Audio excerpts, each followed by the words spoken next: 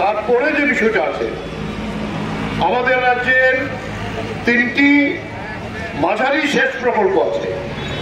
একটা হলো গোমতী নদীতে, যেটার নাম হলো মহারানী ব্যারেজ।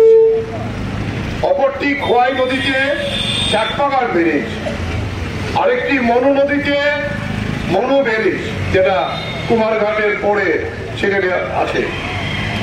এই ব্যারেজগুলো সেখানে পর্যাপ্ত পরিমাণে রিপেয়ারিং এর অভাবে আর এই বন্যার পরে সমস্ত যে নালাগুলো আছে এগুলো বালিতে সিল্টেড হয়ে গেছে, বালি ভরে গেছে, পুরো জায়গায় ভেঙে চলে গেছে। ওই দিন পরশুদিন আমাকে খবর পাঠালেন যে এই যে চাকমাগারের যে ব্যারেজ, তেলিয়ামুড়া জাতীয় সড়ক যেখানে আছে, ট্রেন বন্ধ করে সড়ক নির্মাণ করেছে বিকল্প কোনো ব্যবস্থা না করে। তাহলে সমস্ত জমি চৌচির হয়ে থাকে।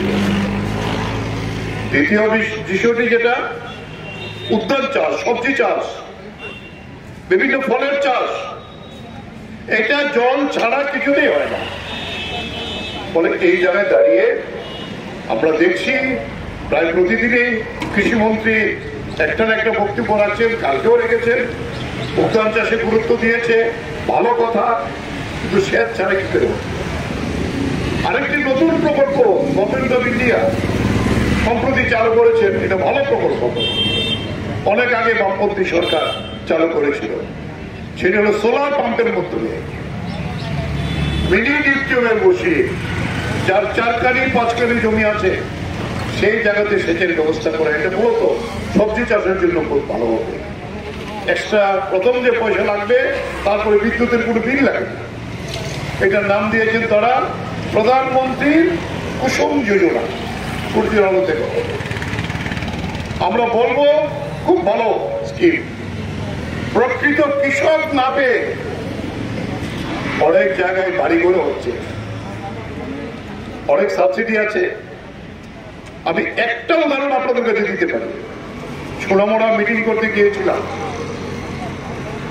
একজন কৃষক বলল যে আমার যেহেতু সেচ নষ্ট হয়ে গেছে, এইটা আমি অনলাইনে দেখেছি। সে একটু সম্পূর্ণ কৃষক, জানে এগুলো। আমি অনলাইনে ফর্ম ফিল আপ করেছি এবং অনলাইনে ফর্ম ফিল আপ করার পরে আমার কাছে এসেছে আপনি টাকা জমা দেন অনলাইনে। আমি টাকাও জমা দিয়েছি। এরপরে 15 দিন পরে দপ্তর থেকে মেশিন ইত্যাদি নিয়ে বসিয়েছেন, সোলার প্যানেল নিয়ে গেছেন।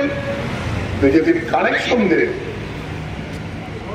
অফিসাররা আছেন, ইঞ্জিনিয়াররা আছেন, বলছে হঠাৎ করে প্রধান আসলো, এসে অফিসারদের জিজ্ঞেস করলো, পঞ্চায়েত তো জানে না, অফিসার ভুল বুঝিয়েছে।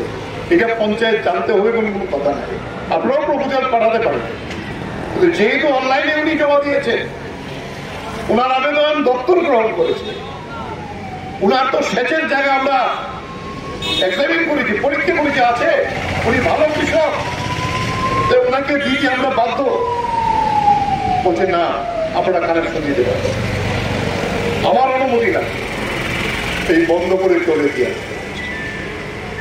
এই যে চূড়ান্ত দলবাজি এই সরকারের, এই জিনিসগুলো আমরা তুলে ধরার জন্যই আজকে